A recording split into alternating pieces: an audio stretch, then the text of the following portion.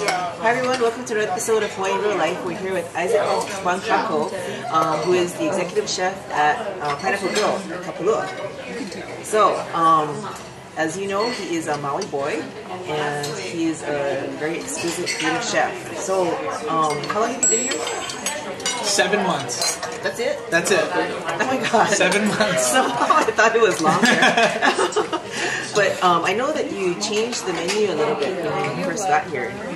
What was your philosophy behind it? Well, when I first came, I wanted to make sure that we were keeping in the same concept of farm to table, but also because being from the islands, I think my goal was to utilize, when possible, as many Maui products as we could, and also cook things. It's a little cliche, but cook things from my culture and my heritage. But the problem is I gotta cook five different cuisines. So, but kind of streamlining things, and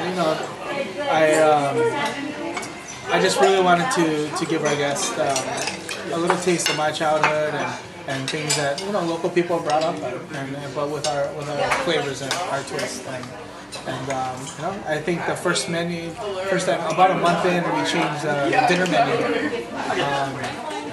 and I think we're 75% successful, and then we changed the dinner menu again a couple months later. So we're working on change number 3 here in the next month or so. Wow! But it's been too many changes in 7 months, and full menu changes. So we changed about 18 items each change. How do you talking about the food first, from what I understand?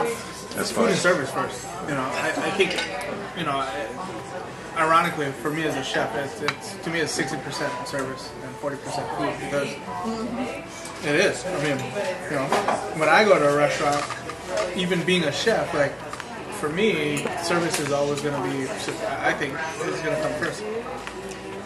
And as weird as that sounds, because the food, I can always pick out, with food, sometimes as a chef you can be too critical, but, you can pick out good things. Like, if we sit at a table of 8, and I get to try everything, I'll take 1 or 2 things that I can implement into the restaurant,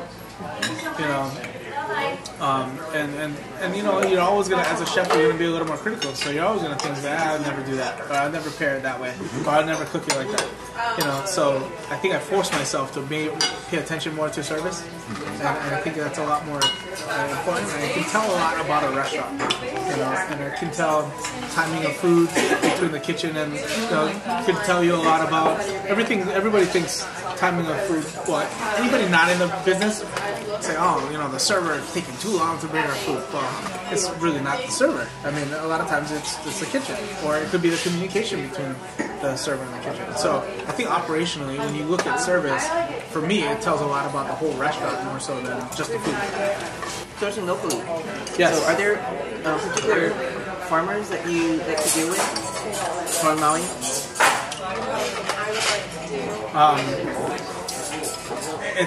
I'm a little biased, because I usually give preference to, there's a group of farmers that I grew up with their father, the group of farmers that I grew up with their kids, and kind of in my same generation. Not all of them have become 2nd and 3rd generation farmers. Some have moved on and done other things, but because I was raised with some of these farmers' kids, and I know their parents, and we went played baseball and soccer together. I try to give them preferential treatment when I buy, but at the end of the day, I buy who has the best quality product. I mean, and that's what it comes down to. I can tell you, like, the Hashimoto's up in Kuro, we buy their persimmons in persimmon season because they have the best persimmons. I didn't even know we had local persimmons. Oh yeah.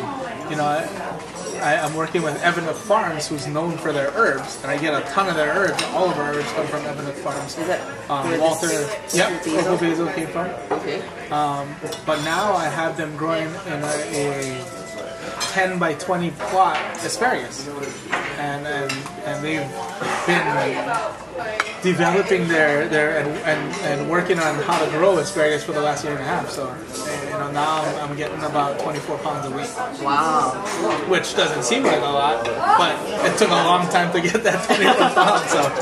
So you know, I try to pick and choose quality first, relationships second, and you know, but yet they go hand in hand. Okay, so if you want to check out Isaac's food, you got to come to Maui. You guys are open for lunch and dinner, right? Breakfast, lunch, and dinner. Breakfast, lunch, and dinner. Oh, obviously, because you're eating breakfast. Make sure that you check out something that has a lot of local produce, which is probably going to see everything on the menu. And if you see Isaac, make sure you say hi. Are you visible from, like... I'm usually not this visible, but anybody's welcome to come in the kitchen. Okay. Ooh, I love that. You can also follow him on Twitter. He's Bancaco. He's also on Instagram, Bancaco, and he's on Facebook. I don't know if you check your Facebook yet. No. Oh, okay. Never mind Facebook. But you can also follow Pineapple Grow, and they're on Twitter, Facebook, Instagram. Not yet Instagram yet. Okay. We're working on our database of pictures.